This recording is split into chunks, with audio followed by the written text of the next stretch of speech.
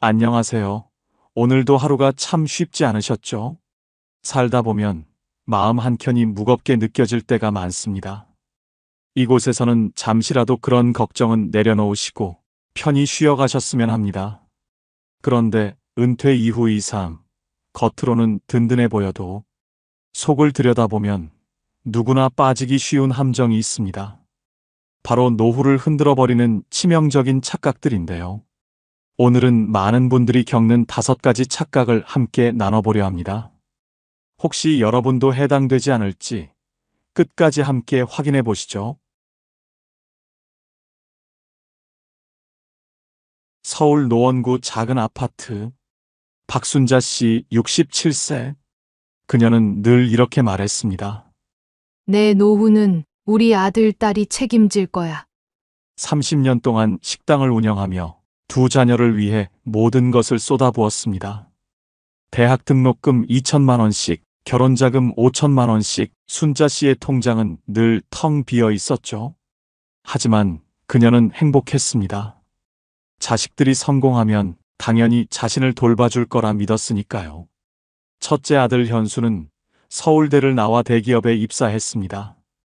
둘째 딸 미영은 간호사가 되어 안정적인 직장을 얻었죠. 순자 씨는 자랑스러웠습니다. 내가 이렇게 키운 보람이 있네. 동네 사람들에게 자식 자랑을 할 때마다 순자 씨의 얼굴은 환해졌습니다. 노후 걱정은 전혀 없었어요. 자식들이 다 알아서 해줄 거라 믿었으니까요. 첫째 아들 현수. 대기업에서 10년간 근무하며 연봉 8천만 원까지 올랐습니다. 그런 그가 38세에 창업을 결심했습니다. 엄마, 걱정 마세요. 사업 성공하면 더 잘해드릴게요. IT 스타트업에 모든 것을 걸었습니다. 회사를 그만두고 아파트까지 담보로 3억 원 대출을 받았죠. 초기에는 희망적이었습니다. 직원도 15명까지 늘었거든요. 현수는 확신했습니다. 3년 안에 회사를 상장하고 어머니께 강남 아파트를 사드릴 거라고요. 하지만 현실은 달랐습니다. 코로나19로 투자가 중단되고 매출이 급격히 떨어졌습니다. 직원들 월급도 밀리기 시작했어요. 결국 1년 반 만에 사업은 문을 닫았고 빚만 5천만 원이 쌓였죠. 아내 수지는 매일 한숨을 쉬었습니다. 두 아이의 교육비만 월 150만 원, 매달 300만 원씩 나가는 생활비, 게다가 대출 이자 월 200만 원까지. 현수는 다시 취업을 시도했지만 나이와 경력 단절로 쉽지 않았습니다. 창업 실패라는 꼬리표가 따라다녔어요. 6개월 만에 겨우 작은 회사에 들어갔지만 급여는 절반으로 줄었습니다. 어머니를 챙길 여유는 전혀 없었습니다. 오히려 어머니에게 손을 벌려야 할 상황이었어요. 현수는 전화를 받기도 어려워졌습니다. 어머니의 목소리가 부담스러웠거든요. 죄송함과 미안함으로 가슴이 무거웠어요. 둘째 딸 미영. 대학병원에서 10년째 간호사로 일하며 성실하고 책임감이 강했습니다. 하지만 그녀 역시 녹록지 않았습니다. 신혼집 대출 2억 원에 아이 둘의 어린이집비만 월 100만 원. 남편은 중소기업 영업사원으로 수입이 불안정했죠. 더 큰 문제는 시어머니였습니다. 3년 전부터 당뇨와 고혈압으로 쓰러지신 후 병원비가 월 50만 원씩 나갔어요. 미영이 직접 간병까지 해야 했습니다. 밤 근무를 마치고 집에 오면 시어머니 약 챙기기, 아이들 밥 해주기, 빨래 청소까지. 엄마, 죄송해요. 지금은 정말 어려워서. 미영의 눈에는 늘 눈물이 맺혀 있었습니다. 친정어머니를 도와드리고 싶지만 현실적으로 불가능했거든요. 밤늦게 퇴근한 후에도 시어머니 약을 챙기고 아이들 숙제를 봐야 했습니다. 주말에도 쉴 틈이 없었어요. 친정에 가려면 시댁 눈치를 봐야 했고 시간도 마음도 여유가 없었죠. 남편도 이해하지 못했습니다. 친정어머니도 중요하지만 우리 엄마부터 챙겨야 하는 거 아냐? 미영은 샌드위치 신세였어요. 시댁과 친정 사이에서 누구도 만족시킬 수 없었습니다. 순자 씨는 서서히 깨달았습니다. 자식들도 각자의 삶에 벅차고 있다는 것을, 그들의 어려움을 모르고 있었던 자신을 어느 날 밤 혼자 앉은 거실에서 생각했습니다. 내가 너무 의존했구나. 평생 자식들을 위해 살았지만 정작 자신의 노후는 준비하지 못했습니다. 국민연금 월 45만 원이 전부였죠. 식당을 운영할 때도 번 돈은 모두 자식들에게 주었어요. 본인 명의 적금 하나 없었습니다. 그때까지 순자 씨는 몰랐습니다. 현수가 대출 이자로 힘들어하고 있다는 것을, 미영이 시댁 간병으로 지쳐 있다는 것을, 그들이 경제적으로 여유가 없다는 것을, 자식들은 어머니에게 걱정을 끼치지 않으려 모든 것을 숨기고 있었거든요. 순자 씨는 후회했습니다. 자식들만 키우느라 정작 본인의 미래는 생각하지 못했다고.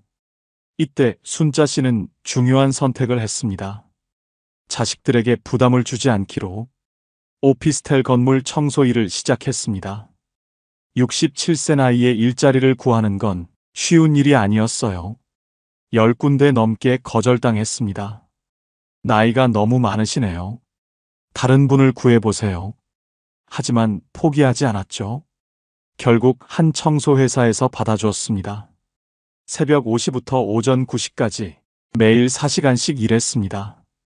계단 청소, 화장실 청소, 유리창 닦기. 허리가 아파도 참았어요. 무릎이 시려도 견뎠습니다. 자식들에게 짐이 되고 싶지 않았거든요. 월 80만 원의 수입이 생겼습니다. 비록 적지만 자립할 수 있는 최소한의 돈이었어요. 국민연금 45만 원과 합쳐서 월 125만 원으로 생활할 수 있게 되었습니다. 그리고 놀라운 일이 일어났습니다. 경제적 부담이 줄어든 자식들이 오히려 어머니에게 더 자주 연락했습니다. 엄마, 오늘 어떠셨어요? 엄마, 건강은 괜찮으시죠? 돈 때문이 아닌 진짜 사랑으로 찾아오는 자식들. 순자 씨는 비로소 깨달았습니다. 현수는 어머니가 독립적이시라는 것을 알고 마음의 부담이 줄었습니다. 창업 실패의 죄책감에서 벗어날 수 있었어요. 오히려 가끔 용돈 10만 원씩 드릴 수 있게 되었죠. 엄마, 맛있는 거 드세요. 미영도 마찬가지였습니다. 어머니께 죄송한 마음이 줄어들자 더 자주 안부를 물을 수 있었어요. 시댁 간병과 친정 사이에서 조금이나마 마음의 여유가 생겼습니다. 주말에는 아이들과 함께 할머니 댁에 놀러 오기도 했어요. 6개월 후 순자 씨는 깨달았습니다. 사랑과 의존은 달랐구나. 자녀는 든든한 버팀목일 수 있습니다. 하지만 내 노후의 보험이 될 수는 없어요. 왜냐하면 그들도 각자의 인생이 있고 각자의 어려움이 있기 때문입니다. 각자의 가족과 책임이 있거든요. 현수처럼 사업에 실패할 수도 있고 미영처럼 시댁 간병으로 바쁠 수도 있어요. 그들의 상황은 언제든 변할 수 있습니다. 건강, 경제적 여건, 가족 상황 모든 게 불확실해요. 진짜 사랑은 서로에게 부담을 주지 않을 때 더욱 깊어지는 법이죠. 순자 씨처럼 자립할 수 있는 최소한의 준비. 그것이 자녀와의 관계도 노후도 지켜주는 진짜 힘입니다. 혹시 여러분도 자녀를 믿고 안심하고 계신가요? 자식들이 아무리 효자라도 그들만큼은 변수가 많은 존재도 없어요. 사랑과 의존은 다릅니다. 진짜 사랑은 서로 독립적일 때 더욱 아름다워요. 여수시 낡은 단독주택. 김영호 씨 69세. 그는 늘 이렇게 말했습니다. 그래도 집은 있잖아. 집만 있으면 노후는 걱정 없어. 평생 버스 기사로 일하며 매달 조금씩 대출을 갚아왔죠. 10년 전 드디어 완전히 내 집이 되었습니다. 영호 씨는 자랑스러웠어요. 이제 대출 이자 걱정 없이 살 수 있다. 하지만 은퇴 후 현실은 전혀 달랐습니다. 영호 씨의 하루는 걱정으로 시작됩니다. 아침에 일어나면 보일러가 말썽입니다. 20년 된 보일러는 자주 고장 났어요. 수리비만 이번 달에 25만 원. 집 곳곳에서 문제가 생겼습니다. 지붕에서 물이 새고 화장실 타일이 떨어지고 전기 배선도 낡아서 위험했어요. 매달 나가는 돈만 계산해봐도 큰 부담이었습니다. 국민연금 평균 수령액은 월 67만 원인데 영호 씨는 가입 기간이 짧아서 월 58만 원, 아내 순덕 씨는 주부였다가 늦게 일해서 월 35만 원, 부부 합쳐서 월 93만 원을 받았어요. 집은 있지만 생활비를 벌어다 주지는 않았습니다. 집값이 올랐다고 해서 내 통장에 돈이 들어오는 건 아니구나. 영호 씨는 뒤늦게 깨달았습니다.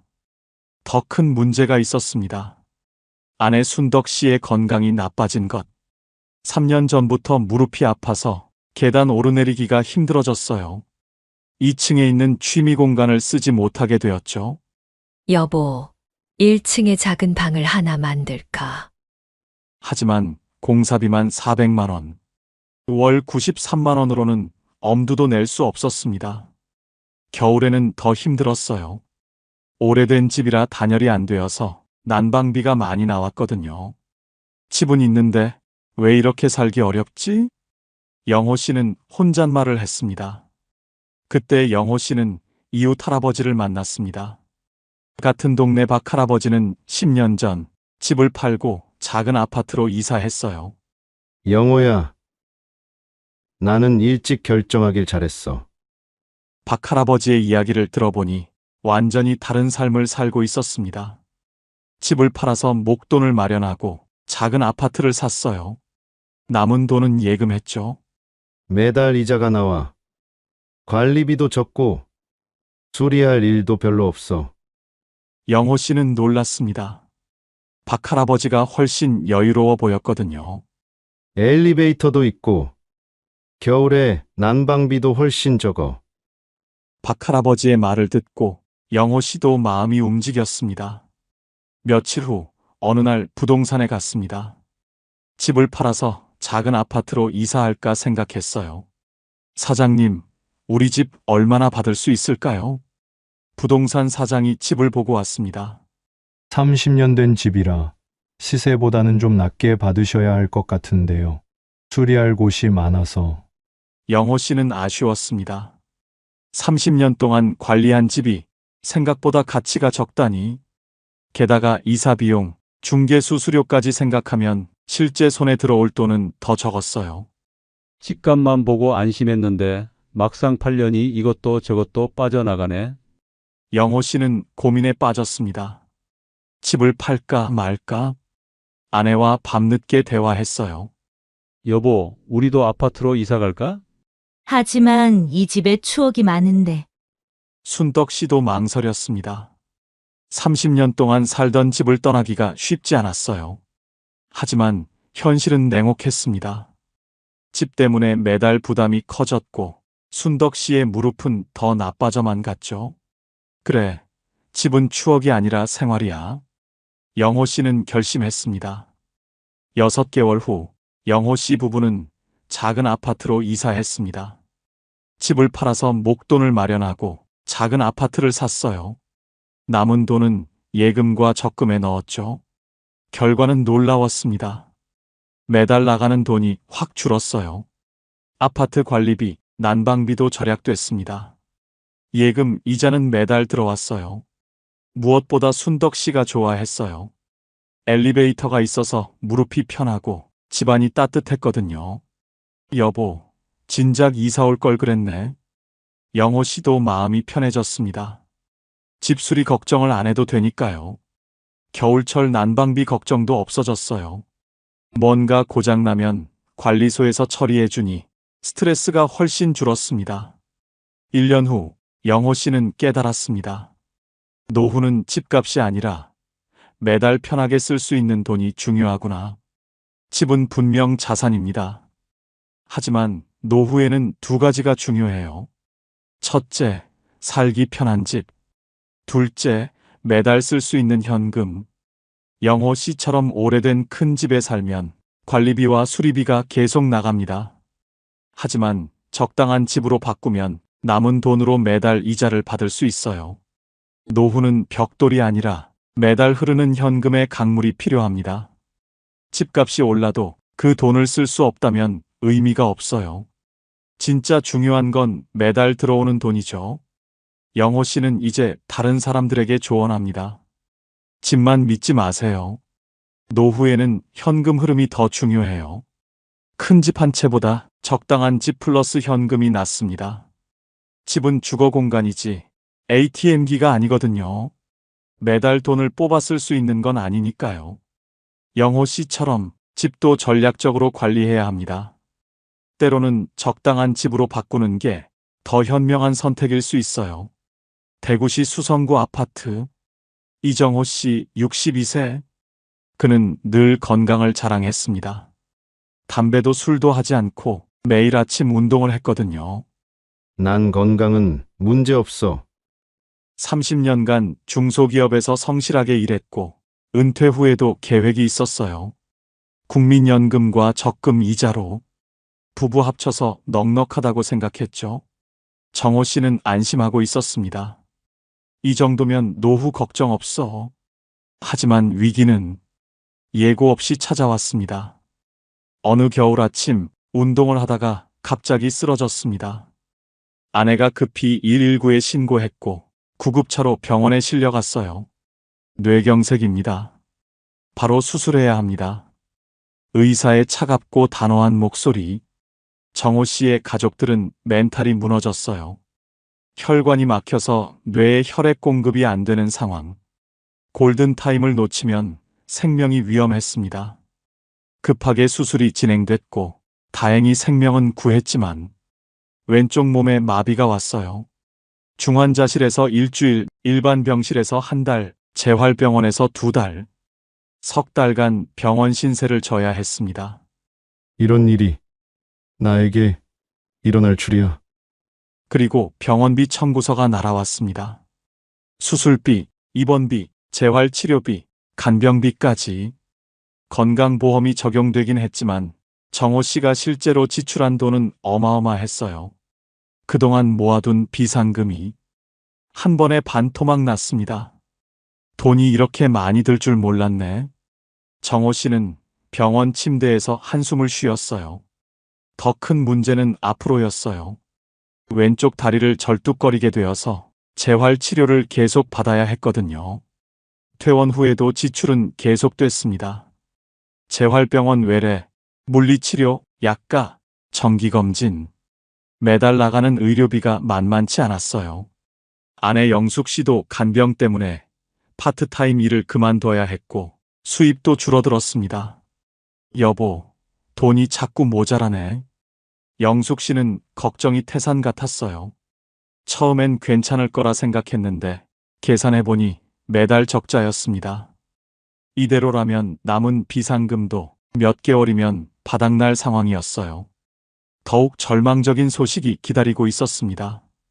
반년 후 정기검진에서 의사가 심각한 표정으로 말했어요. 혈관이 다시 좁아지고 있네요. 스텐트 수술을 받으셔야 할 것 같습니다. 또다시 수술, 또다시 입원, 또다시 간병비. 한 번 병에 걸리니까 계속 돈이 나가네. 정호 씨는 뒤늦게 깨달았습니다. 건강할 때는 몰랐던 진실을. 병원비는 한 번으로 끝나지 않는다는 것.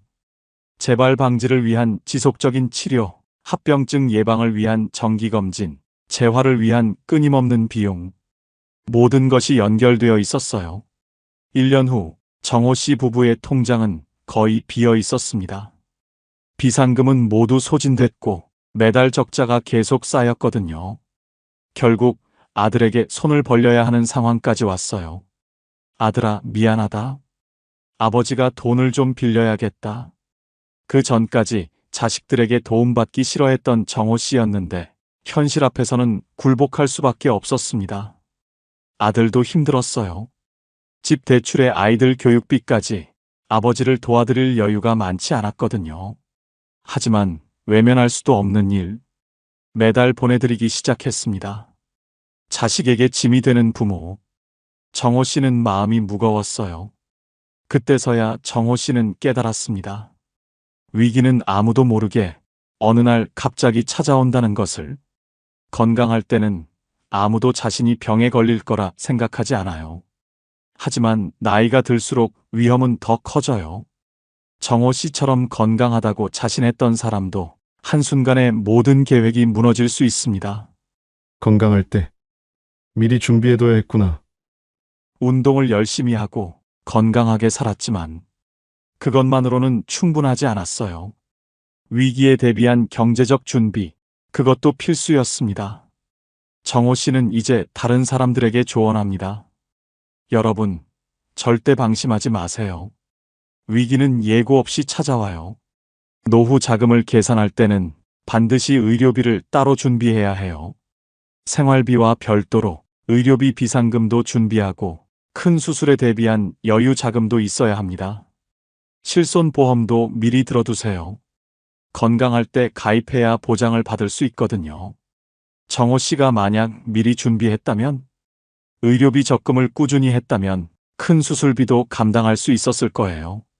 실손보험과 질병보험에 가입했다면 수술비와 입원비 걱정도 없었을 거고요. 그랬다면 아들에게 손 벌리지 않아도 당당하게 치료받을 수 있었을 겁니다. 하지만 이미 병에 걸린 후에는 보험 가입도 어렵고 조건도 까다로워져요. 위기는 기다려주지 않습니다. 건강할 때, 젊을 때 미리 준비해야 해요. 노후는 긴 항해와 같습니다. 폭풍은 언제든 불어올 수 있어요. 질병, 사고, 예상치 못한 큰 지출. 이런 위기들이 노후를 위협합니다. 하지만 미리 준비한다면 폭풍 속에서도 견딜 수 있어요. 비상금은 노후의 구명조끼입니다. 실손보험은 든든한 방파제고요. 정기적인 건강검진은 조기경보 시스템이죠. 정호 씨의 이웃 김 할아버지는 달랐어요. 같은 나이지만 일찍부터 의료비를 준비해뒀거든요. 나도 언젠가는 아플 텐데 미리 준비해놔야지. 매달 일정 금액을 의료비 통장에 넣고 실손보험과 질병보험도 가입해뒀어요. 작년에 심장 수술을 받았는데 보험으로 대부분 해결됐다고 하더라고요. 미리 준비해서 다행이었어. 김 할아버지는 여전히 여유로웠어요. 정호 씨처럼 위기가 닥친 후에 후회하지 마세요. 지금 당장 시작하세요. 건강할 때가 기회예요. 혹시 여러분도 나는 괜찮을 거야 라고 생각하고 계신가요? 그 생각이 바로 노후를 무너뜨리는 가장 위험한 착각입니다. 위기는 반드시 온다고 가정하고 미리미리 대비하는 것. 그것이 진정한 노후 준비입니다. 건강한 지금, 이 순간이 바로 준비할 때입니다. 창원시 아파트. 최민석 씨 59세. 은퇴를 앞두고 계산기를 두드리고 있었습니다. 인터넷에서 찾은 통계 자료를 보며 안심하고 있었어요. 은퇴 후 부부 생활비가 월 231만 원이라던데? 그럼 내 국민연금으로 충분하겠네. 민석 씨는 30년간 제조업 회사에서 일했고 국민연금을 꼬박꼬박 납부했습니다. 예상 수령액은 월 140만 원. 아내 은주 씨도 월 85만 원을 받을 예정이어서 부부 합쳐서 월 225만 원이었어요. 통계 최소 생활비가 231만 원인데 우리는 225만 원이니까 거의 맞네. 별 문제 없겠어. 민석 씨는 홀가분했습니다. 하지만 1년 후 실제 은퇴 생활이 시작되자 현실은 전혀 달랐습니다. 은퇴 첫 달, 민석 씨는 깜짝 놀랐습니다. 전기세만 18만 원이 나왔거든요. 여름철 에어컨을 틀어서였지만 예상보다 훨씬 많았어요. 이상하네. 직장 다닐 때는 이렇게 안 나왔는데? 그러고 보니 집에 있는 시간이 길어졌습니다. 에어컨도 더 오래 켜놓고 TV도 하루 종일 틀어두고 가스비도 마찬가지였어요. 집에서 밥을 해먹는 횟수가 늘어나면서 월 12만 원까지 나왔습니다. 통계에는 전기 가스비가 이렇게 많지 않았는데 둘째 달에는 병원비가 문제였습니다. 직장 다닐 때는 건강검진 정도만 받았는데 은퇴 후에는 시간이 많다 보니 이곳저곳 아픈 곳이 눈에 띄기 시작했어요.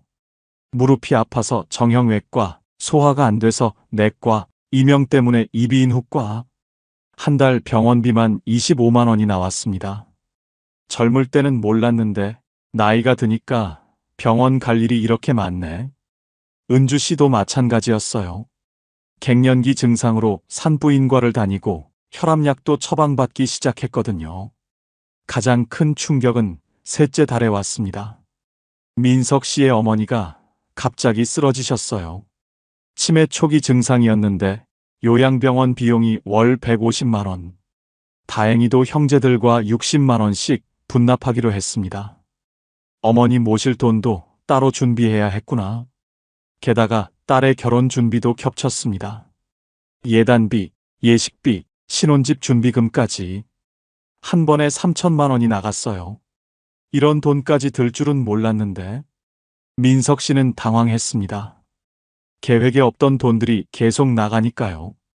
6개월이 지나자 민석 씨는 현실을 깨달았습니다. 국민연금 225만 원으로는 실제 생활이 불가능했어요.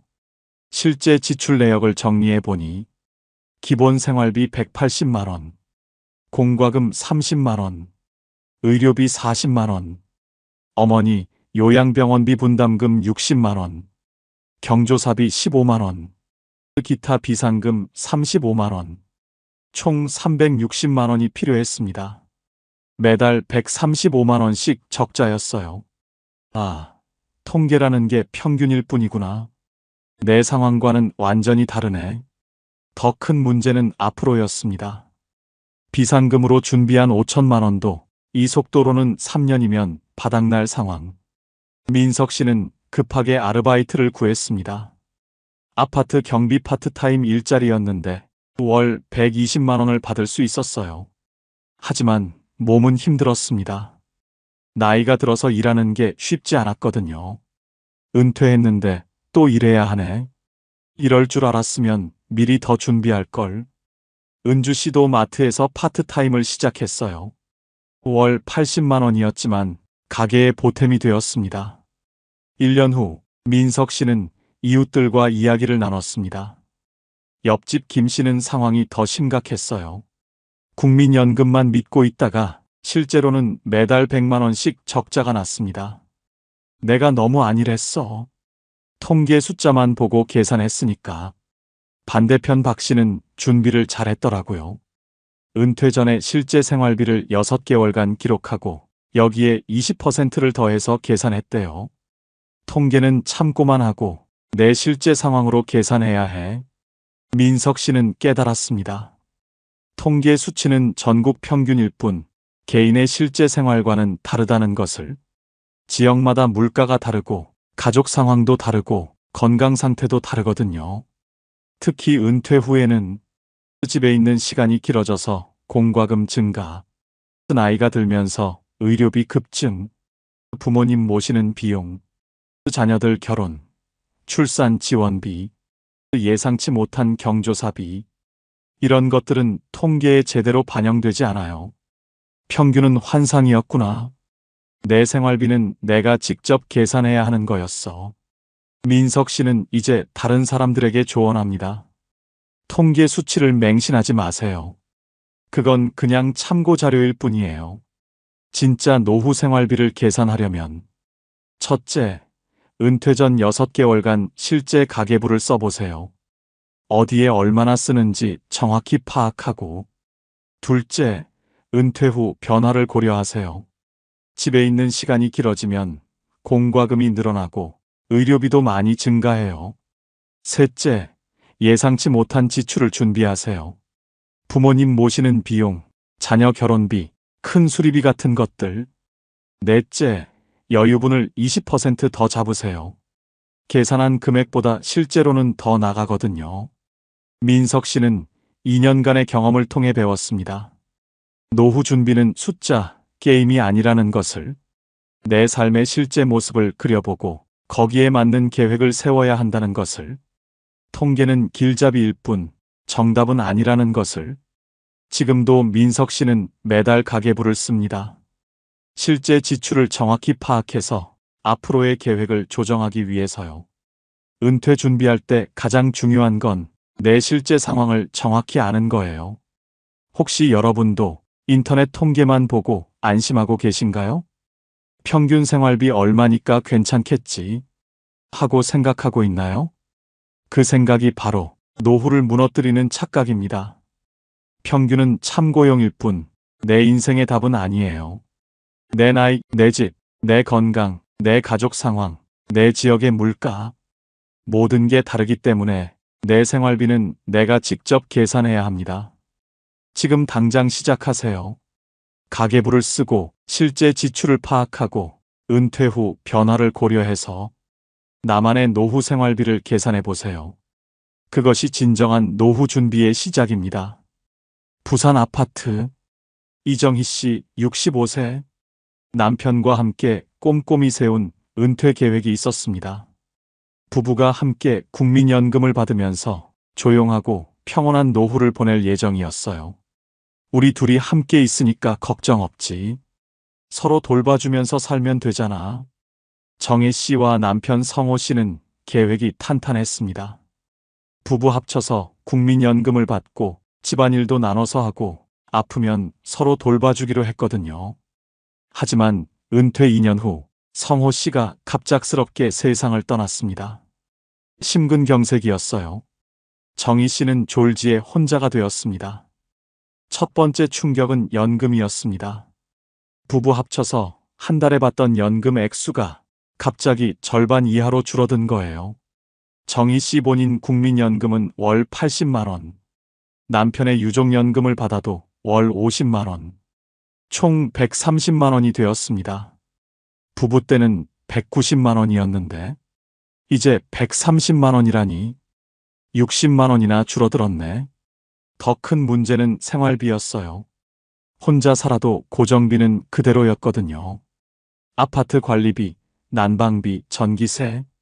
이런 건 사람이 하나 줄어도 크게 안 줄어들었어요. 오히려 집에 혼자 있는 시간이 길어지면서 전기세는 더 나왔습니다. 2명이 살 때와 거의 비슷하게 나오네. 두 번째 위기는 일상 관리였습니다. 남편이 해주던 모든 일을 정혜 씨가 혼자 해야 했어요. 전구 갈기, 변기 고치기, 선반 설치하기. 이런 것들은 정희 씨 혼자서는 어려웠습니다. 이런 건 성호 씨가 다 해줬는데 결국 수리기사를 불러야 했어요. 사소한 일인데도 출장비만 5만 원씩 나갔습니다. 요리도 문제였어요. 혼자 먹을 양으로 요리하는 게 어색했거든요. 결국 많이 해서 남기고 버리게 되었습니다. 세 번째 타격은 외로움과 불안감이었습니다. 밤에 혼자 있으면 무섭고 아플 때 돌봐줄 사람이 없어서 걱정이었어요. 병원 갈 때도 택시를 타게 되었어요. 예전에는 남편이 차로 데려다 줬는데 이제는 혼자 가야 했거든요. 한 달 교통비만 15만 원씩 늘어났습니다. 6개월이 지나자 정희 씨는 현실을 깨달았습니다. 본인 연금과 유족연금 수입은 월 130만 원, 월 지출, 기본 생활비 120만 원, 추가 교통비 15만 원, 각종 수리비 10만 원, 총 145만 원이 필요했어요. 매달 15만 원씩 적자였습니다. 2명이 살 때보다 오히려 더 돈이 들어가네. 이웃집 김영자 씨도 비슷한 상황이었어요. 남편이 먼저 세상을 떠난 지 1년. 혼자 사는 어려움을 토로했습니다. 정말 모든 게 다 돈이야. 예전엔 남편이 해주던 일들을 다 업체 불러서 해야 하니까. 영자 씨는 더 심각했어요. 우울증까지 와서 정신과 치료를 받고 있었거든요. 치료비도 부담이었습니다. 반면 박순덕 씨는 준비를 잘했습니다. 남편이 살아있을 때부터 혼자 살 준비를 해뒀거든요. 언젠가는 둘 중 하나가 먼저 가게 되잖아. 미리 준비해둬야지.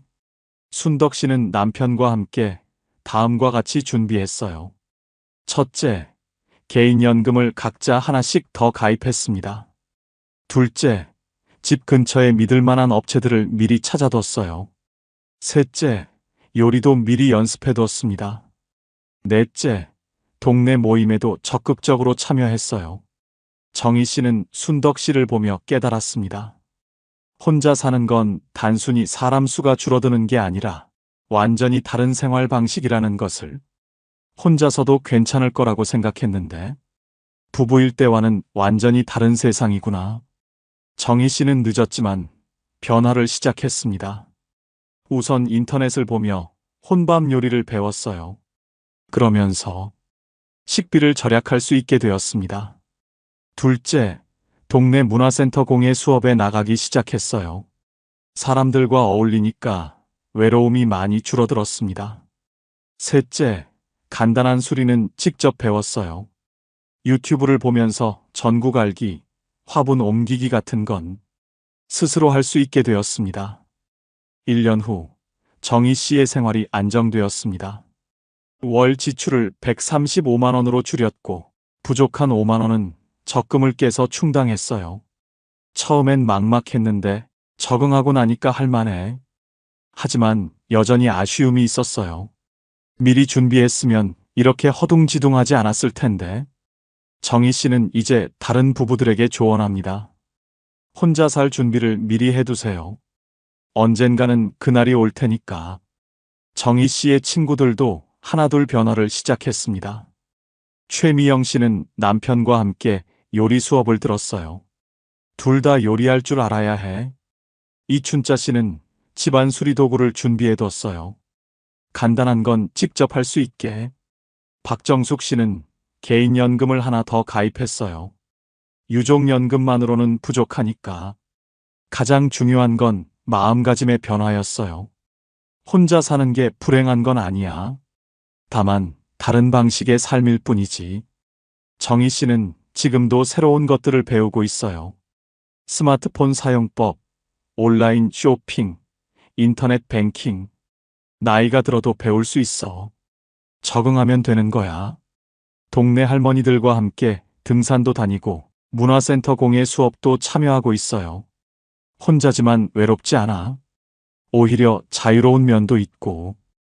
2년이 지난 지금 정희 씨의 딸이 아이를 낳으면서 손주를 돌봐주기 시작했습니다. 딸이 주는 육아비로 한 달에 50만 원 정도 수입이 생겼어요. 이제는 적자가 아니라 조금씩 저축도 하고 있습니다. 혼자라고 포기하지 마세요. 새로운 인생의 시작일 수도 있어요. 혹시 여러분도 우리 부부는 늘 함께 할 거야 하고 생각하고 계신가요? 그 생각이 바로 노후를 무너뜨리는 마지막 착각입니다. 사랑하는 사람과 함께하고 싶지만 현실적으로는 혼자 남을 가능성도 있어요. 그때를 대비해서 지금부터라도 준비해 두세요. 혼자서도 당당하게 살 수 있는 그런 준비 말이에요. 미리 준비해 둔다고 해서 사랑하는 사람을 덜 사랑하는 게 아니에요. 오히려 더 현명한 사랑일 수 있거든요. 지금부터 시작하세요. 혼자서도 괜찮을 수 있도록. 노후를 무너뜨리는 5가지 착각. 들어보니 어떤 생각이 드시나요? 자녀가 지켜줄 거라는 착각. 집 한 채면 노후는 걱정 없다는 착각. 위기는 오지 않을 거라는 착각. 통계에 속는 생활비 착각. 그리고 혼자서도 괜찮을 거라는 착각. 우리가 너무도 쉽게 빠지는 착각들이지만 미리 알아차린다면 막을 수 있습니다. 진짜 중요한 건 이거예요. 노후는 멀리 있는 게 아닙니다. 바로 오늘 우리가 준비한 만큼만 편안해집니다. 자녀에게 의존하지 말고, 집만 믿지 말고, 위기에 대비하고, 내 실제 생활비를 계산하고, 혼자 살 준비도 해두세요. 지금 당장 시작하세요. 내일은 늦을 수도 있으니까요. 이 영상이 도움이 되셨다면 구독, 좋아요, 댓글 꼭 부탁드립니다. 여러분의 작은 관심이 더 많은 분들의 노후를 지켜주는 힘이 됩니다. 오늘도 끝까지 함께 해주셔서 감사합니다. 여러분의 노후가 한결 더 든든해지길, 그리고 무엇보다 마음이 평안하시길 바랍니다. 저는 다음 이야기로 다시 찾아뵙겠습니다. 돌아가신 지 3달 만에야 옆집 아저씨가 발견되었습니다. 문 앞에는 전단지가 수북이 쌓여 있었고 냉장고 안 음식은 이미 상해 있었습니다. 그 집에 누가 살았는지조차 몰랐다는 이웃들. 박순옥 씨는 그 장면을 보고 깊은 충격에 빠졌습니다. 그리고 생각했습니다. 혹시 나도 저렇게 될 수 있는 건 아닐까?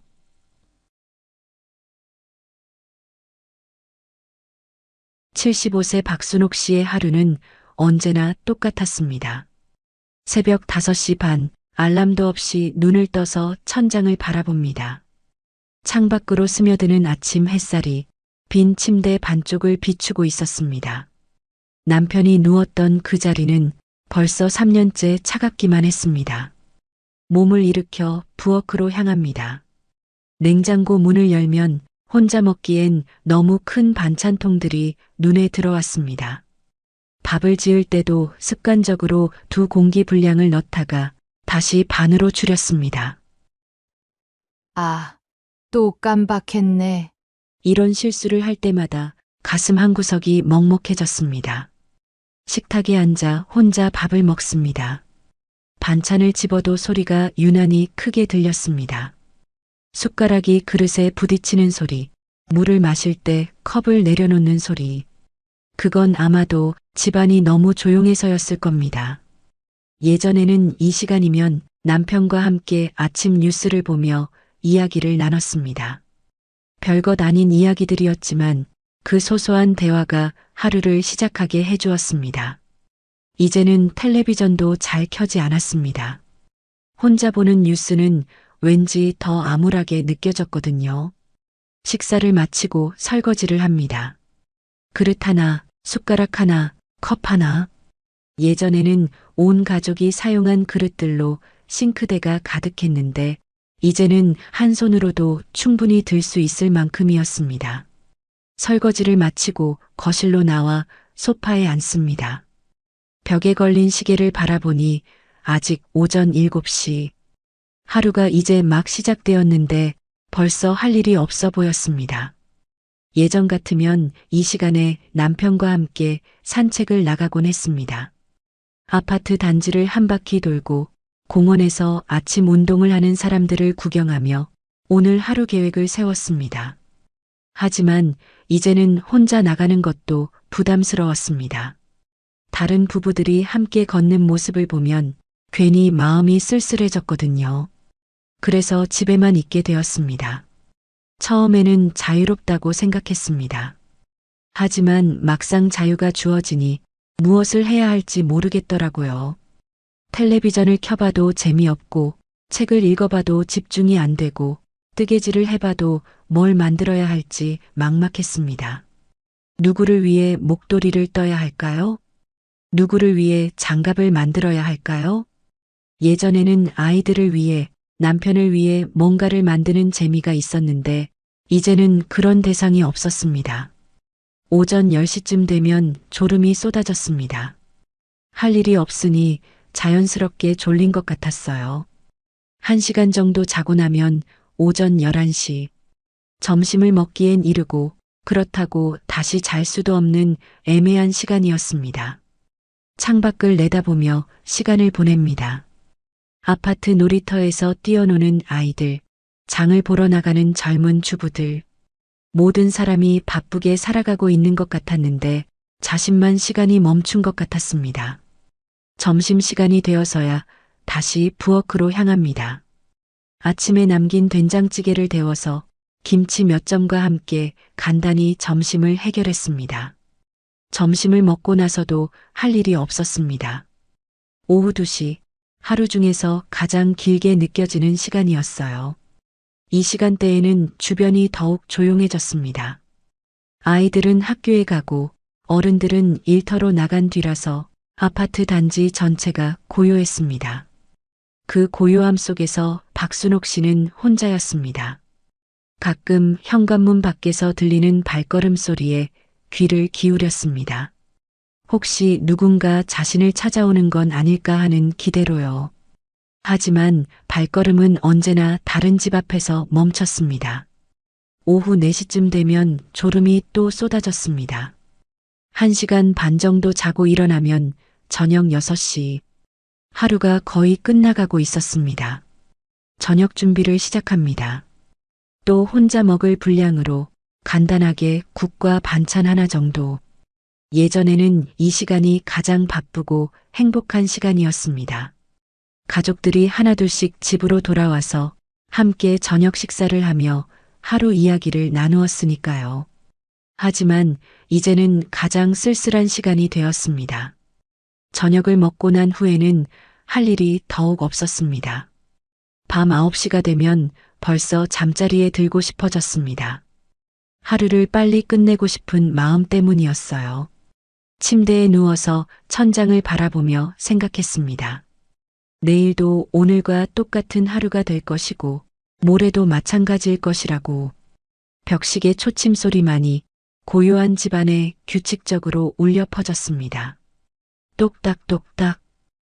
그 소리가 박순옥 씨에게는 외로움의 박자 같았습니다. 오늘도 혼자네. 작은 목소리로 중얼거리며 그녀는 또 하루를 마감했습니다.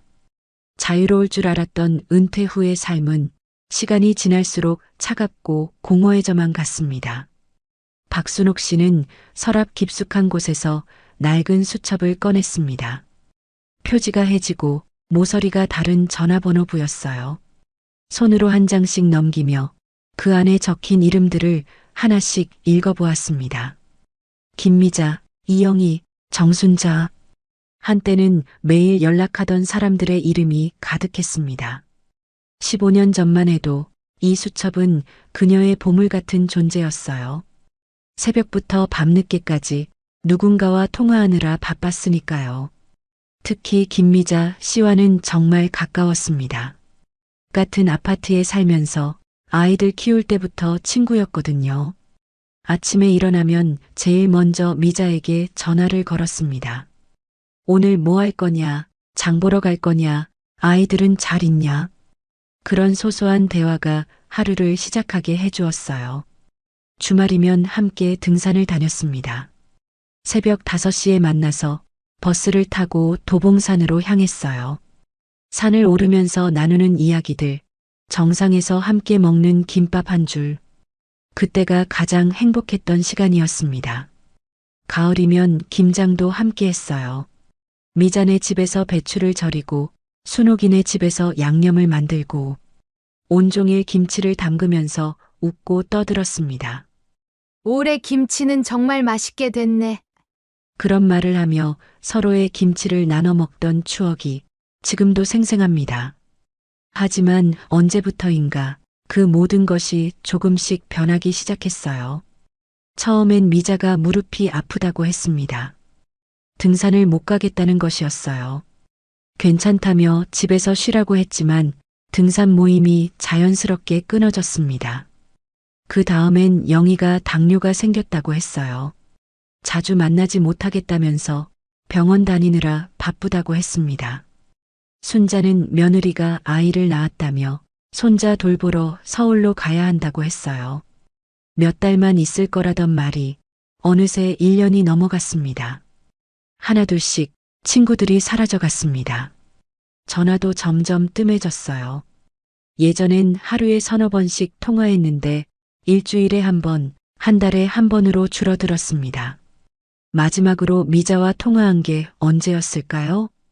박순옥 씨는 달력을 뒤져보았지만 기억이 나지 않았습니다. 혹시나 해서 미자에게 전화를 걸어봤습니다. 신호음이 길게 울리더니 전화가 끊어졌어요. 다시 걸어봐도 마찬가지였습니다. 번호가 바뀐 건지 아니면 전화기를 바꾼 건지 문득 궁금해져서 미자가 살던 아파트 앞까지 가봤습니다. 하지만 그 집엔 다른 사람이 살고 있었어요. 아, 그 집 아주머니요? 작년에 이사 가셨는데요. 관리사무소 직원의 말에 박순옥 씨는 허탈함을 감출 수 없었습니다. 가장 가까웠던 친구가 언제 이사를 갔는지도 모르고 있었다니. 집으로 돌아와서 다른 친구들에게도 전화를 걸어봤습니다. 영희는 전화를 받지 않았고 순자는 통화 중이었어요. 몇 번을 다시 걸어봐도 마찬가지였습니다. 아마 통화를 피하는 것 같았어요. 그제야 깨달았습니다. 친구들도 자신과 마찬가지로 각자의 사정으로 바빠졌다는 것을. 아니, 어쩌면 귀찮아졌을 수도 있었어요. 늙은 친구의 안부 전화가 부담스러워졌을 수도 있었습니다. 박순옥 씨는 전화번호부를 덮었습니다. 그리고 서랍 깊숙한 곳에 다시 넣어버렸어요. 이제 더 이상 누구에게 전화를 걸 필요도 없을 것 같았습니다. 주말이 되어도 함께 등산을 갈 사람이 없었어요. 김장철이 와도 함께 김치를 담글 사람이 없었습니다. 혼자서 배추 한 포기를 사와서 김치를 조금 담가봤지만 재미가 없었어요. 혼자 먹을 김치를 왜 이렇게 많이 담그나 하는 생각만 들었습니다. 가끔 길에서 옛 친구를 만나는 일도 있었어요. 반갑게 인사를 나누고 안부를 물어보지만 예전 같은 느낌은 아니었습니다. 요즘 어떻게 지내세요? 그냥 그럭저럭이요. 언니는요? 저도 마찬가지예요. 그런 식으로 몇 마디 나누고 나면 더 이상 할 말이 없었어요. 예전처럼 집에 와서 차라도 마시자고 말하고 싶었지만 왠지 부담스러울 것 같아서 못했습니다. 그럼 또 봬요. 그렇게 인사를 하고 헤어지고 나면 더욱 쓸쓸한 기분이 들었어요. 친구들과 함께했던 추억들은 여전히 소중했지만 이제는 그저 과거의 일이 되어버렸습니다. 현재의 박순옥 씨에게는 더 이상 함께 웃고 떠들 친구가 없었어요. 휴대폰을 손에 들고 연락할 사람을 찾아봤지만 결국 아무에게도 전화를 걸지 못했습니다. 이제 전화를 걸 사람도 없구나. 그 말이 입 밖으로 나오는 순간 가슴 한구석이 먹먹해졌어요. 친구들이 사라진 자리를 깊고 차가운 고독이 천천히 채워나갔습니다. 박순옥 씨에게는 2명의 자녀가 있었습니다. 서울에서 회사를 다니는 큰아들 민호, 그리고 부산에서 가정을 꾸린 딸 수진. 벽에 걸린 가족 사진을 바라보며 그녀는 깊은 한숨을 내쉬었습니다. 사진 속 아이들은 아직 어렸어요. 민호는 초등학생, 수진이는 유치원생이었습니다. 그때는 엄마 없으면 안 되는 아이들이었는데 이제는 한 달에 한 번 안부 전화조차 부담스러워하는 것 같았어요. 지난주 민호에게 전화를 걸었을 때였습니다. 3번째 신호음에서 겨우 전화를 받았어요. 목소리부터 바빠 보였습니다. 회의 중이라는 말과 함께 잠깐만 기다리라고 했어요. 잠깐이라던 시간이 10분 넘게 흘렀습니다. 그 사이 박순옥 씨는 전화기를 귀에 대고 아들의 목소리를 기다렸어요. 마침내 민호가 다시 전화를 받았을 때는 더욱 급한 목소리였습니다. 엄마, 죄송해요. 정말 바빠서 주말에 다시 연락드릴게요. 그리고 전화는 뚝 끊어졌습니다. 박순옥 씨는 한동안 전화기를 귀에 댄 채 끊어진 신호음만 들었어요. 아들이 바쁜 건 이해했습니다. 서울에서 직장 생활하는 게 얼마나 힘든지도 알았어요. 하지만 그래도 엄마와의 통화를 이렇게 급하게 끊어야 할까요? 예전엔 그렇지 않았는데 민호가 대학생일 때만 해도 매주 집에 내려와서 엄마 손맛이 그립다며 이것저것 해달라고 졸랐어요. 군대에 있을 때는 면회 갈 때마다 반가워했습니다. 엄마가 싸준 도시락을 먹으며 눈물을 글썽이기도 했어요. 취업해서 서울로 올라간 초기에도 일주일에 2-3번은 전화를 했습니다. 회사 생활이 힘들다고 하소연하기도 하고 동료들과 잘 지내고 있다고 자랑하기도 했어요. 하지만 시간이 지날수록 전화는 점점 줄어들었습니다. 결혼을 하고 나서는 더욱 드물어졌어요. 며느리도 좋은 사람이고 아들이 행복해 보여서 기뻤지만 왠지 아들이 멀어지는 기분이었습니다. 손자가 태어났을 때는 정말 기뻤어요. 민호가 직접 영상통화로 아기를 보여줬을 때 눈물이 날 만큼 감동했습니다. 하지만 그것도 처음뿐이었어요. 시간이 지나면서 손자 얼굴 보는 것도 점점 어려워졌습니다. 아이 키우느라 바쁘다는 이유였지만 박순옥 씨는 다른 이유도 있는 것 같았어요. 며느리가 불편해하는 건 아닐까?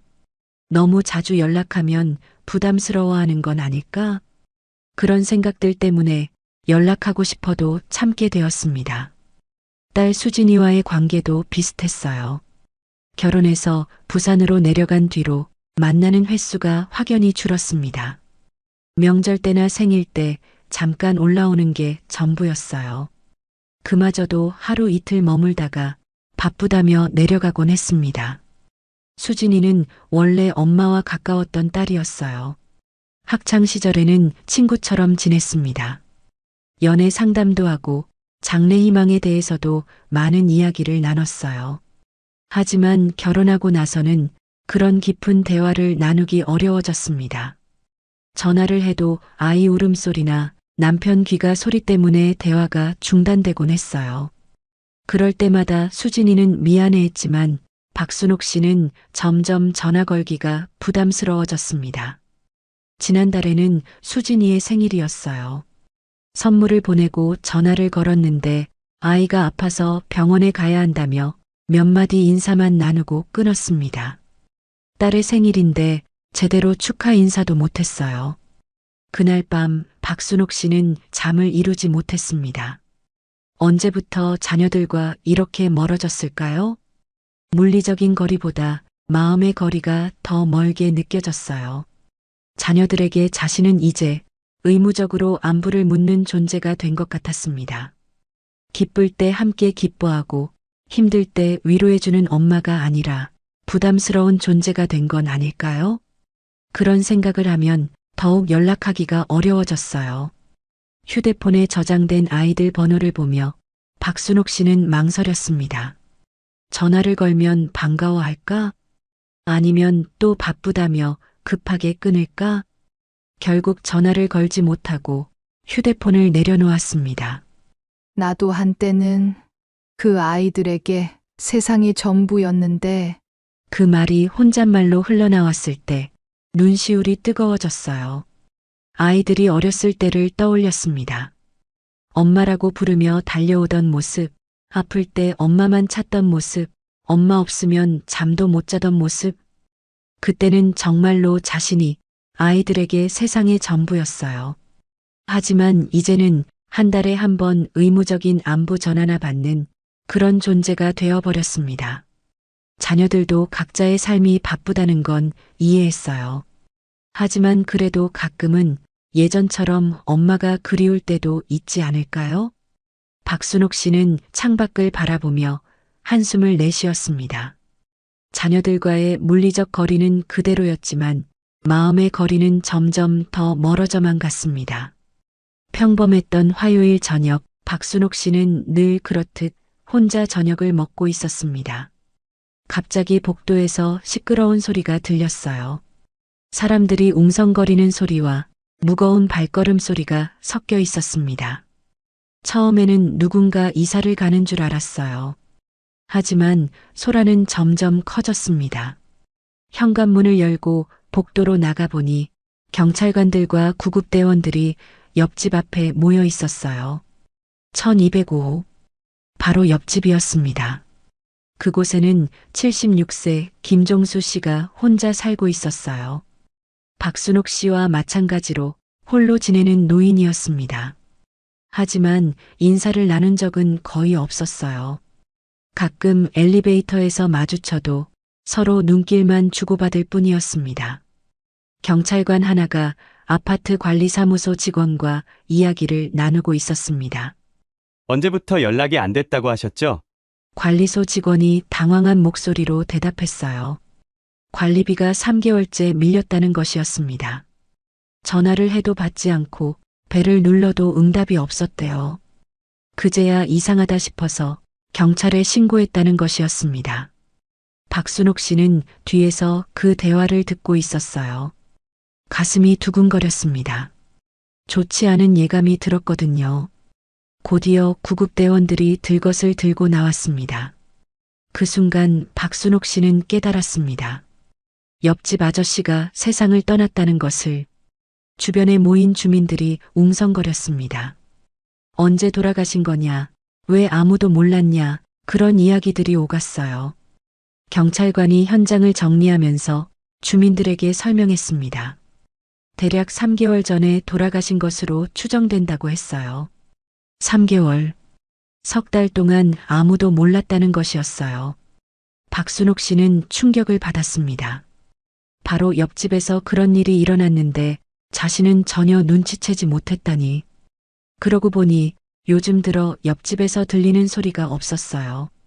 예전에는 가끔 텔레비전 소리나 설거지하는 소리가 들렸는데 언제부터인가 조용해졌었습니다.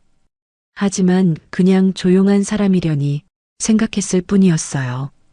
경찰관들이 현장 조사를 마치고 문을 봉인했습니다. 주민들도 하나둘씩 집으로 돌아갔어요. 박순옥 씨도 집으로 들어갔지만 마음이 진정되지 않았습니다. 다음 날 아침 관리사무소에서 나온 아주머니를 만났어요. 어제 있었던 일에 대해 더 자세한 이야기를 들을 수 있었습니다. 김종수 씨는 자녀들이 모두 외국에 나가 있었대요. 연락처는 있었지만 평소에 연락을 자주 하지 않았다고 했습니다. 집안에서 발견됐을 때 냉장고 안 음식은 모두 상해 있었어요. 우유는 곰팡이가 피어 있었고 야채들은 오래된 흔적이 역력했습니다. 현관 앞에는 전단지가 수북이 쌓여 있었고 배달음식 전단지, 마트 할인 전단지, 각종 광고 전단지들이 가득 쌓여 있었습니다. 우편함에는 관리비 고지서와 각종 고지서들이 가득 들어 있었어요. 그 모든 것들이 김종수 씨가 이미 이 세상에 없다는 것을 말해주고 있었습니다. 하지만 아무도 눈치채지 못했어요. 같은 층에 사는 주민들도 위아래 층 주민들도 아무도 이상하다고 생각하지 않았습니다. 박순옥 씨는 그 이야기를 듣고 소름이 돋았어요. 바로 옆집에서 그런 일이 일어났는데 자신은 평상시와 다름없이 지냈다니. 아침에 일어나서 밥을 먹고 낮잠을 자고 저녁을 먹고 잠자리에 들었습니다. 그런 평범한 일상을 반복하는 동안 벽 하나를 사이에 두고 그런 일이 벌어지고 있었던 것이었어요. 만약 관리비를 연체하지 않았다면, 만약 자동이체로 관리비가 나갔다면 아마 훨씬 더 오랜 시간이 지나서야 발견됐을 거라는 생각이 들었습니다. 그날 밤 박순옥 씨는 잠을 이루지 못했어요. 자꾸만 옆집 생각이 났습니다. 김종수 씨가 마지막 순간에 어떤 생각을 했을까요? 아무도 자신을 찾지 않는다는 것을 깨달았을까요? 도움을 요청하고 싶었지만 연락할 사람이 없었을까요? 그런 상상을 하니 가슴이 답답해졌어요. 문득 자신의 처지와 비교하게 되었습니다. 김종수 씨와 자신이 그렇게 다르지 않다는 생각이 들었거든요. 둘 다 혼자 살고, 둘 다 자녀들과 자주 연락하지 않고, 둘 다 가까운 이웃이 없었습니다. 만약 자신에게 무슨 일이 생긴다면 과연 누가 알아차려줄까요? 아들은 한 달에 한 번 연락할까 말까 하고 딸도 바쁘다며 통화를 급하게 끊곤 했어요. 친구들과도 연락이 끊어진 지 오래됐고 이웃들과도 인사 정도만 나누는 사이였습니다. 혹시 자신도 김종수 씨처럼 몇 달 후에나 발견되는 건 아닐까? 그 생각이 드니 온몸에 소름이 돋았어요. 나도 저렇게 될 수 있겠구나. 그 말이 입 밖으로 나오는 순간 현실이 되어버린 것 같았습니다.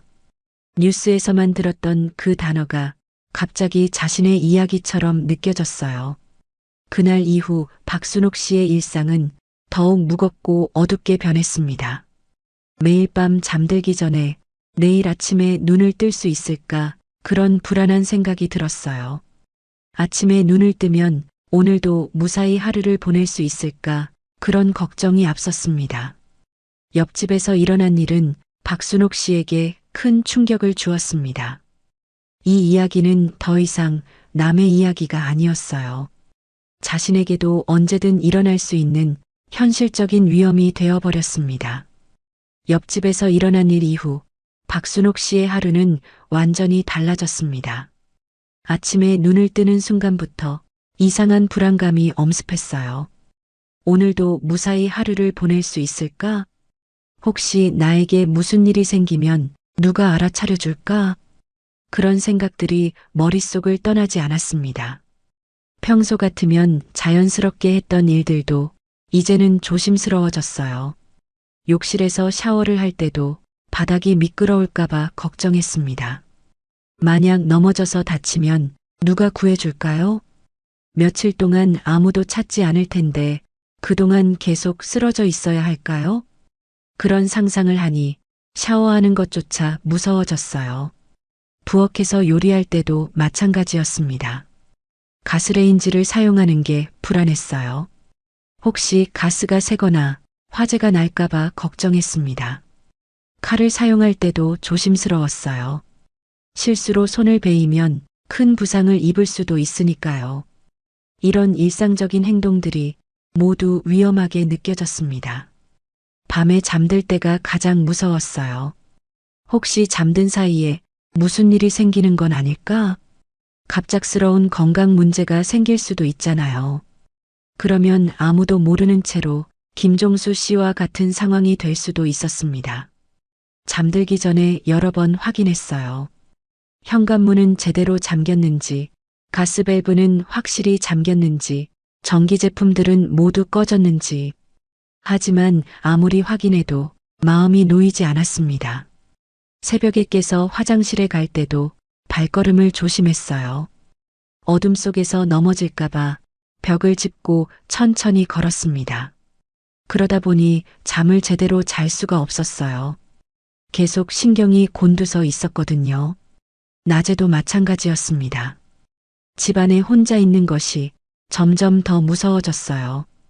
갑자기 어지러움을 느끼거나 가슴이 두근거릴 때가 있었습니다. 그럴 때마다 혹시 큰 병의 전조는 아닐까 걱정했어요. 하지만 병원에 갈 엄두는 나지 않았습니다. 검사에서 좋지 않은 결과가 나오면 어떻게 해야 할까요? 치료를 받아야 한다면 누가 간병을 해줄까요? 자녀들에게 부담을 주고 싶지 않았어요. 그런 생각을 하다 보면 차라리 모르는 게 나을 것 같았습니다. 집 밖으로 나가는 것도 두려웠어요.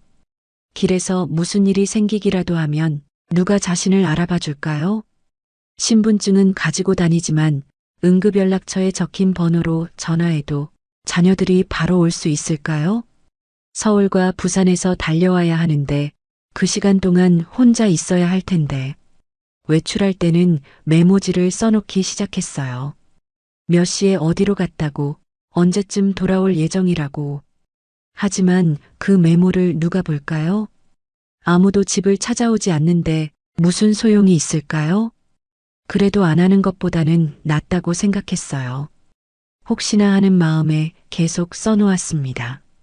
휴대폰을 항상 가까이에 더 놓기도 했어요. 어디를 가든 손에 들고 다니고 잠들 때도 베개 옆에 놓았습니다. 응급 상황이 생기면 바로 신고할 수 있게요. 하지만 정작 누구에게 전화를 걸어야 할지 막막했습니다. 119에 신고하면 되지만 그 전에 가족이나 친구에게 마지막 인사라도 하고 싶었어요. 하지만 그럴 만한 사람이 있을까요? 친구들과는 연락이 끊어진 지 오래됐고 자녀들은 바쁠 텐데 갑자기 전화를 받을까요? 혹시 자신이 위급한 상황이라고 해도 믿어줄까요? 그런 생각을 하다 보면 더욱 절망적인 기분이 들었어요. 정말 아무도 없구나. 그 사실을 인정하는 순간 눈물이 핑 돌았습니다. 세상에 혼자 남겨진 기분이었어요. 누구도 자신을 지켜봐 주지 않고 누구도 자신을 걱정해 주지 않는다는 생각. 김종수 씨도 이런 외로움을 느끼셨을까요? 그런 상상을 하니 더욱 무서워졌어요. 창문을 닫고 커튼을 쳤습니다. 밖에서 들리는 소리들이 왠지 위험하게 느껴졌거든요. 현관문도 이중으로 잠갔어요. 체인까지 걸어서 최대한 안전하게 만들었습니다. 하지만 정작 위험은 밖이 아니라 안에 있었어요. 혼자라는 것, 아무도 관심을 두지 않는다는 것, 그것이 진짜 위험이었습니다. 집 안에 있어도 안전하지 않고 밖에 나가도 불안하고 어디에 있든 두려웠어요. 혼자가 편하다고 생각했던 지난 날들이 후회되기 시작했습니다. 그때는 왜 친구들과 더 가깝게 지내지 않았을까? 왜 이웃들과 인사도 제대로 나누지 않았을까? 하지만 이제 와서 후회해도 이미 늦어버린 것 같았어요. 시간이 갈수록 두려움은 점점 더 커져만 갔습니다. 두려움 속에서 지내던 어느 화요일 오후, 박순옥 씨는 우편함을 확인하러 나갔습니다. 며칠째 밖에 나가지 않았는데 우편물이 쌓여 있을 것 같았거든요. 우편함을 열어보니 각종 고지서들 사이에 작은 전단지 하나가 끼어 있었어요. 색깔도 화려하지 않고 디자인도 단순한 종이였습니다. 하지만 그 내용이 눈에 들어왔어요. 동네 복지관 어르신 프로그램 모집, 요가교실, 노래교실, 서예교실 등 다양한 프로그램 안내였습니다. 그리고 맨 아래에는 이런 문구가 적혀 있었어요. 함께하면 더 행복합니다. 박순옥 씨는 그 전단지를 오랫동안 바라봤습니다. 함께하면 더 행복하다. 그 말이 가슴에 와닿았어요. 지금의 자신에게 가장 필요한 건 바로 함께할 사람들이었으니까요. 전단지를 집으로 가져가서 식탁 위에 놓고 다시 읽어봤습니다. 프로그램들은 모두 무료였어요. 나이 제한도 없고 특별한 준비물도 필요 없었습니다. 하지만 막상 가야 한다고 생각하니 망설여졌어요.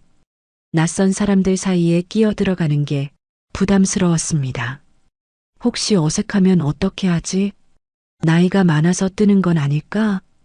다른 사람들이 어떻게 생각할까? 그런 걱정들이 머릿속을 맴돌았어요. 며칠 동안 전단지만 바라보며 갈까 말까 고민했습니다. 그러던 중에 전화가 한 통 걸려왔어요. 모르는 번호였지만 요즘 전화 받을 일이 거의 없어서 받았습니다. 상대방은 교회에서 전화했다고 했어요. 박순옥 씨가 다니던 교회였습니다. 박 여사님, 요즘 얼굴이 안 보이셔서 안부 전화 드렸어요. 권사님의 따뜻한 목소리였습니다. 그 목소리를 듣는 순간 눈물이 핑 돌았어요. 자신을 걱정해주는 사람이 있다는 사실이 이렇게 고마울 줄 몰랐어요. 권사님은 교회 나오기 힘드시면 집에서 가까운 복지관에라도 나가보시라고 했습니다. 혼자 계시지만 말고 사람들과 어울려 보시라는 것이었어요. 전화를 끊고 나서 박순옥 씨는 다시 전단지를 받습니다. 권사님의 말과 전단지의 문구가 우연히 같은 메시지를 전하는 것 같았어요. 혼자 있지 말고 사람들과 함께 하라는. 그날 밤 잠들기 전에 오랫동안 생각했습니다. 이대로 집에만 있으면 정말 김종수 씨와 같은 상황이 될 수도 있겠구나. 아무도 모르게 홀로 지내다가 뒤늦게 알려지는 그런 끔찍한 상상을 하니 더 이상 망설일 수 없었어요. 다음 날 아침 박순옥 씨는 옷장을 열었습니다. 오랫동안 입지 않았던 깔끔한 옷을 꺼내서 거울 앞에서 입어봤어요. 외출복을 제대로 입은 게 언제적인지 기억도 나지 않았습니다. 머리도 단정하게 빗고 화장도 살짝 했어요. 오랜만에 거울 속 자신이 그럭저럭 괜찮아 보였습니다. 복지관까지는 버스로 15분 거리였어요. 집에서 나서면서도 계속 망설여졌습니다. 지금이라도 돌아갈까? 내일 다시 생각해 볼까? 하지만 발걸음은 버스 정류장으로 향했어요. 버스를 타고 가면서 창밖 풍경을 봤습니다. 오랫동안 집에만 있었더니 바깥 세상이 낯설게 느껴졌어요. 사람들은 모두 바쁘게 움직이고 자동차들은 분주히 지나가고 세상은 여전히 돌아가고 있었습니다.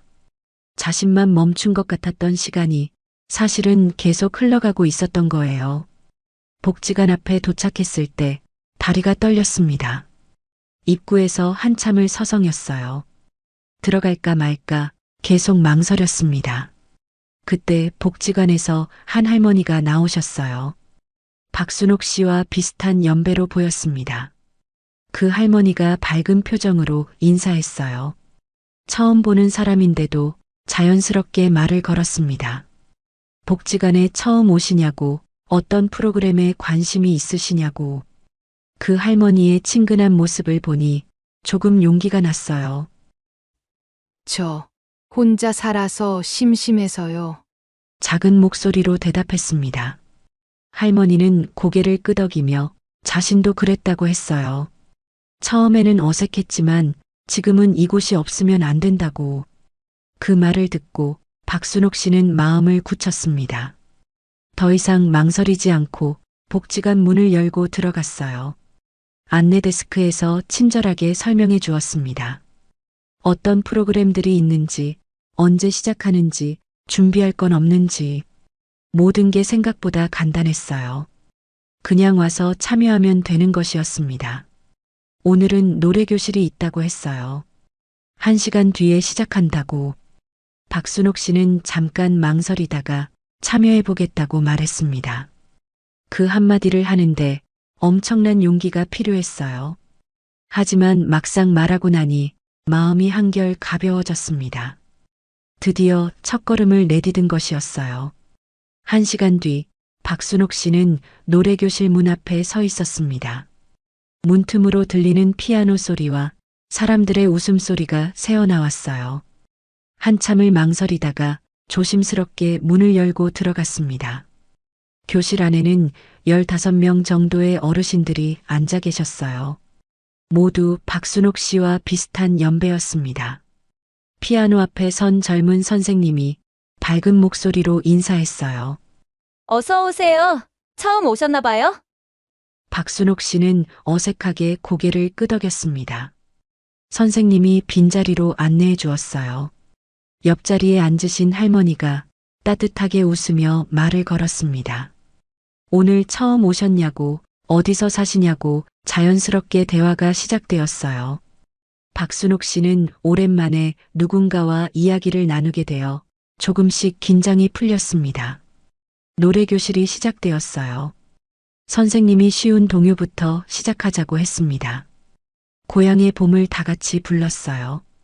처음엔 작은 목소리로 따라 불렀지만 점점 목소리가 커졌습니다. 나도 이 노래 아는데 어릴 때 많이 불렀는데 그런 생각이 들면서 자신감이 생겼어요. 다른 어르신들도 즐겁게 노래를 부르고 계셨습니다. 가사를 잊어버리면 서로 알려주고 틀리면 함께 웃기도 했어요. 그 모습이 너무나 자연스럽고 따뜻했습니다. 1시간 수업이 끝나고 다들 자리에서 일어나려 할 때였어요. 옆자리 할머니가 말씀하셨습니다. 복지관 식당에서 점심을 먹고 가시라고, 혼자 드시지 말고 함께 드시라고. 박순옥 씨는 잠깐 망설였어요. 너무 부담을 드리는 건 아닐까? 괜찮다고 사양했지만 할머니가 강권했습니다. 처음 온 날인데 혼자 가면 쓸쓸하다면서 자신들도 늘 함께 먹는다고 했어요. 결국 박순옥 씨는 따라가게 되었습니다. 복지관 식당은 생각보다 넓고 깨끗했어요. 메뉴도 다양하고 가격도 저렴했습니다. 할머니들과 함께 자리에 앉아 오랜만에 여럿이서 밥을 먹었어요. 밥상 위에서 오가는 대화들. 오늘 날씨가 좋다는 이야기, 손자, 손녀 자랑하는 이야기, 어디 아픈 곳은 없는지 묻는 이야기. 별것 아닌 이야기들이었지만 박순옥 씨에게는 소중했습니다. 몇 달 만에 듣는 다른 사람의 목소리였고 몇 달 만에 나누는 대화였거든요. 식사 중에 한 할머니가 물어보셨어요. 혼자 사시냐고, 자주 복지관에 나오실 거냐고. 박순옥 씨는 솔직하게 대답했습니다. 혼자 살고 있고 요즘 많이 외로웠다고.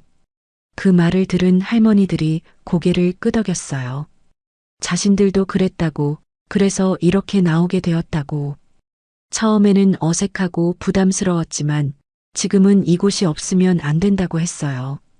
우리도 처음엔 그랬어요. 하지만 여기 오면서 많이 달라졌어요. 그 말이 박순옥 씨에게는 희망으로 들렸어요. 식사를 마치고 작별 인사를 할 때 할머니들이 말씀하셨습니다. 내일도 나오시라고, 수요일에는 요가 교실이 있다고, 금요일에는 서예 교실이 있다고, 언제든 오셔도 좋다고, 기다리고 있겠다고 했어요. 복지관을 나서면서 박순옥 씨는 가슴이 따뜻했습니다. 오랜만에 느끼는 감정이었어요. 누군가 자신을 기다려준다는 것, 내일 만날 사람이 있다는 것. 집으로 돌아가는 버스 안에서 창밖 풍경이 다르게 보였습니다. 아침에 올 때는 모든 것이 낯설고 불안했는데 이제는 친근하게 느껴졌어요. 내일은 또 어떤 사람들을 만날까? 어떤 이야기를 나눌까? 그런 기대감이 생겼습니다. 집에 도착해서 문을 열었을 때 여전히 조용한 집이었지만 예전과는 달랐어요. 내일 나갈 곳이 있고 만날 사람들이 있다는 것만으로도 외로움이 많이 줄어든 것 같았습니다. 그날 밤 박순옥 씨는 오랜만에 편안하게 잠들 수 있었어요. 그날 이후 박순옥 씨의 일주일은 완전히 달라졌습니다. 월요일엔 노래교실, 수요일엔 요가교실, 금요일엔 서예교실. 처음으로 자신만의 스케줄이 생겼어요. 아침에 눈을 떠도 이제는 달랐습니다. 오늘 복지관에 가야지, 친구들을 만나야지. 그런 생각이 하루를 시작하게 해주었어요. 복지관에서 만난 사람들과 점점 가까워졌습니다. 이순자 할머니, 김영희 할머니, 박정숙 할머니. 모두 박순옥 씨와 비슷한 처지였어요. 혼자 살거나 자녀들과 떨어져 지내거나 외로움을 달래려 나온 분들이었습니다. 처음엔 서로 조심스럽게 인사만 나눴는데 시간이 지나면서 진짜 친구가 되었어요. 수업이 끝나면 함께 차를 마시며 이야기했습니다. 젊었을 때 추억, 자녀들 이야기, 요즘 몸이 아픈 곳. 별것 아닌 일상의 이야기들이었지만 박순옥 씨에게는 소중한 시간이었어요. 누군가 자신의 이야기를 들어주고 자신도 다른 사람의 이야기를 들어주는 것. 그런 평범한 대화가 이렇게 소중할 줄 몰랐습니다. 특히 이순자 할머니와 마음이 통했어요. 순자 할머니도 남편을 먼저 보낸 후 혼자 살고 있었거든요. 서로의 외로움을 이해했고 서로를 위로해 주었습니다. 어느 날 순자 할머니가 감기에 걸려서 복지관에 나오지 못했어요. 박순옥 씨는 걱정이 되어서 처음으로 누군가의 집을 방문했습니다. 순자 할머니 집에 가서 죽을 끓여다 드렸어요. 함께 차도 마시고 이야기도 나눴습니다. 고마워요. 이렇게 챙겨주는 사람이 있어서. 순자 할머니의 그 말이 박순옥 씨에게는 큰 감동이었어요. 자신도 누군가에게 필요한 사람이구나. 자신도 누군가를 도울 수 있구나. 그런 생각이 들면서 가슴이 뿌듯했습니다. 복지관에서는 가끔 특별한 행사도 있었어요. 생신잔치, 소풍, 작은 발표회. 박순옥 씨는 처음엔 부담스러워했지만 친구들이 함께 하자고 해서 참여하게 되었어요. 생신잔치에서는 모두 함께 노래를 불렀고 소풍에서는 도시락을 나눠 먹으며 웃었습니다. 작은 발표회에서는 노래교실에서 배운 노래를 다른 사람들 앞에서 부르기도 했어요. 무대에 서는 건 처음이라 떨렸지만 박수를 받을 때는 정말 기뻤습니다. 이런 경험들이 쌓이면서 박순옥 씨는 조금씩 변해갔어요. 예전보다 말도 많아지고 웃음도 많아졌습니다. 옷차림도 신경 쓰게 되었어요. 아침에 일어나면 거울을 보며 오늘은 뭘 입고 갈까 고민했습니다. 친구들을 만날 때 단정하게 보이고 싶었거든요. 집에서도 변화가 있었어요. 복지관에서 배운 요가 동작을 혼자 해보기도 하고 서예에서 쓴 글씨를 벽에 붙여놓기도 했습니다. 무엇보다 휴대폰이 자주 울렸어요. 친구들이 안부 전화를 해주었거든요. 내일 복지관에 나오냐는 전화, 몸은 괜찮냐는 전화, 함께 시장에 가자는 전화. 전화벨 소리가 이렇게 반가울 줄 몰랐어요. 어느 날 순자 할머니가 제안했습니다. 복지관 근처 찻집에서 우리끼리 모임을 가지자고. 매주 토요일에 만나서 차도 마시고 이야기도 나누자는 것이었어요. 박순옥 씨는 기꺼이 찬성했습니다.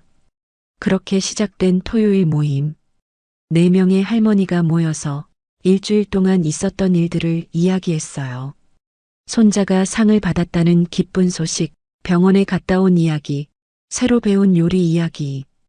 소소한 일상들이지만 함께 나누니 더욱 의미 있게 느껴졌습니다.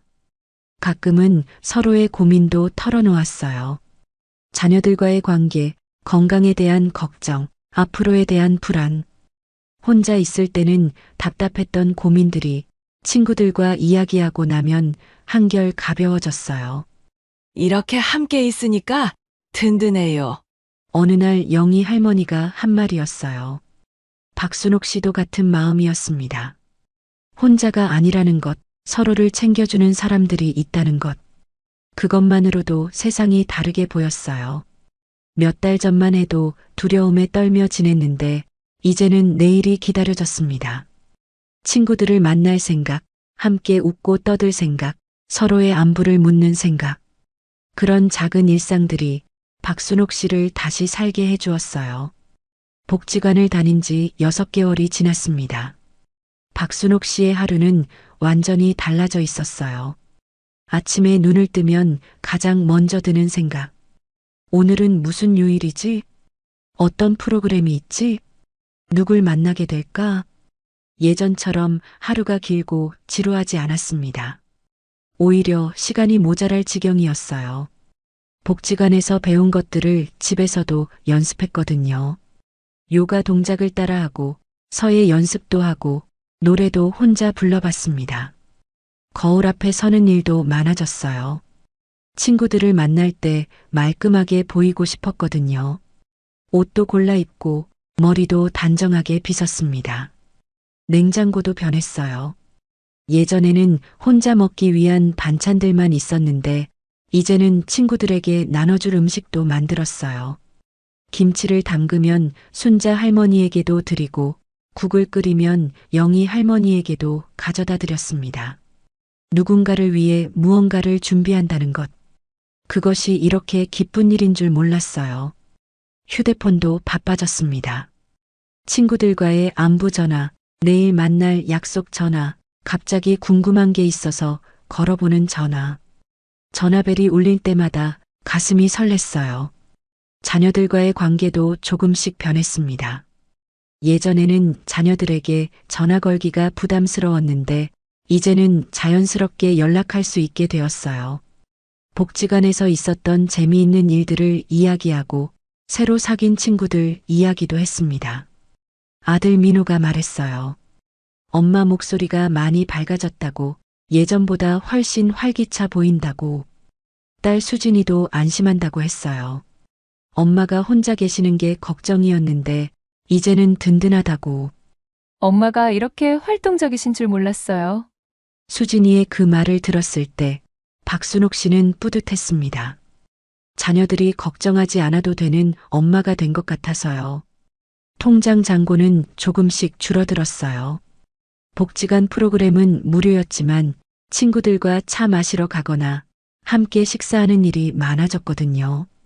가끔 선물도 주고받았고 소풍 갈 때는 도시락 재료도 사야 했어요. 하지만 전혀 아깝지 않았습니다. 돈보다 소중한 것을 얻었으니까요. 예전 같으면 혼자 아껴 쓰려고 했을 텐데 이제는 친구들과 함께 나누는 기쁨이 더 컸어요. 건강도 좋아졌습니다. 규칙적으로 요가를 하고 친구들과 웃는 시간이 많아져서인지 몸이 한결 가벼워졌어요. 병원에 갈 일도 줄어들었습니다. 예전에는 작은 증상에도 불안해서 자주 병원을 찾았는데 이제는 그럴 필요가 없었어요. 마음이 건강해지니 몸도 따라서 건강해진 것 같았습니다. 무엇보다 가장 큰 변화는 두려움이 사라진 것이었어요. 예전에는 매일 밤 잠들기 전에 혹시 내일 무슨 일이 생기면 어떻게 하지? 누가 알아차려줄까? 그런 걱정으로 가득했었거든요. 하지만 이제는 달랐습니다. 내일 만날 친구들이 있고 자신을 기다려주는 사람들이 있었으니까요. 만약 정말로 무슨 일이 생긴다면 친구들이 금세 알아차릴 거라는 확신이 있었어요. 복지관에 나오지 않으면 전화도 올 거고 집에도 찾아와 줄 거라는 믿음이 있었습니다. 두려움은 완전히 사라졌어요. 이제는 혼자가 아니니까요. 외로움은 돈으로는 살 수 없는 거였구나. 어느 날 문득 든 생각이었습니다. 아무리 돈이 많아도 혼자 있으면 외로운 건 마찬가지예요. 하지만 진심으로 마음을 나눌 수 있는 사람들이 있으면 그것만으로도 충분히 행복할 수 있었어요. 박순옥 씨는 깨달았습니다. 진짜 필요한 건 돈이 아니라 사람이었다는 것을. 외로움을 막는 건 통장 잔고가 아니라 따뜻한 관계라는 것을. 6개월 전에 자신을 떠올리며 박순옥 씨는 감사했습니다. 용기를 내어 복지관 문을 연 그날, 그 작은 선택이 인생을 바꿔놓았으니까요. 1년이 지난 어느 날, 박순옥 씨는 옆집 앞을 지나가다 멈춰 섰습니다. 1205호. 김종수 씨가 살던 그 집. 지금은 새로운 가족이 이사를 와서 살고 있었어요. 아이들 웃음소리가 들려 나왔습니다. 박순옥 씨는 그 소리를 들으며 생각했어요. 만약 자신이 그때 용기를 내지 않았다면 어떻게 되었을까? 아마 김종수 씨와 같은 길을 걸었을지도 몰라요. 아무도 모르게 세상을 떠나고 한참 뒤에야 발견되는. 하지만 작은 전단지 하나, 권사님의 전화 한 통, 그리고 용기 하나가 모든 것을 바꿔놓았습니다. 이제 박순옥 씨에게는 매일 만날 친구들이 있어요. 함께 웃고, 함께 이야기하고, 서로를 챙겨주는 소중한 사람들이 있습니다. 이 이야기는 더 이상 남의 이야기가 아니에요. 대한민국에서 혼자 사는 노인이 220만 가구를 넘어섰고 매년 홀로 세상을 떠나는 분들이 늘고 있습니다. 하지만 이 모든 것은 예방할 수 있어요. 작은 관심 하나, 작은 인사 하나로도 막을 수 있습니다. 박순옥 씨처럼 용기를 내어 첫걸음을 내딛는다면 말이에요. 복지관, 경로당, 종교시설, 동네 모임, 어디든 좋습니다. 중요한 건 집 밖으로 나서는 것이에요. 처음에는 어색하고 부담스러울 수 있어요. 낯선 사람들 사이에 끼어들기가 쉽지 않죠. 하지만 그 어색함은 금세 사라져요. 같은 처지에 있는 사람들이기 때문에 서로를 이해하고 받아들이거든요. 나이가 들수록 새로운 관계를 만들기 어렵다고 생각하지만 그렇지 않아요. 언제든 시작할 수 있어요. 박순옥 씨가 70이 넘어서 새로운 친구들을 사귀었듯이 여러분도 할 수 있습니다. 혼자가 편하다고 생각하시는 분들도 계실 거예요. 박순옥 씨도 그랬으니까요. 하지만 진짜 편한 건 혼자 있는 것이 아니라 함께할 사람이 있으면서도 혼자 있을 수 있는 것이에요. 언제든 만날 수 있는 사람이 있고 언제든 전화할 수 있는 사람이 있으면서 그래도 혼자만의 시간을 가질 수 있는 것. 그것이 진짜 자유이고 진짜 편안함이에요. 자녀분들에게도 말씀드리고 싶어요. 부모님이 혼자 사신다고 해서 괜찮다고 생각하지 마세요. 한 달에 한 번 안부 전화로는 충분하지 않아요. 더 자주 연락하고 더 자주 찾아뵙고 부모님의 일상에 관심을 가져주세요. 만약 자주 만날 수 없다면 부모님이 사람들과 어울릴 수 있는 곳을 찾아드리세요. 복지관 프로그램에 참여하실 수 있게 도와드리고 처음에는 함께 가서 적응할 수 있게 해드리세요. 그것이 부모님에게 줄 수 있는 가장 소중한 선물일 거예요. 이웃분들에게도 부탁드려요. 혼자 사는 어르신이 계시다면 가끔 안부라도 물어보세요. 며칠 동안 모습이 안 보인다면 한 번쯤 확인해 보세요. 그 작은 관심이 누군가의 생명을 구할 수도 있어요. 박순옥 씨는 지금도 매일 복지관에 나가고 있어요. 친구들과 함께 웃고 함께 이야기하고 서로의 안부를 묻고 있습니다.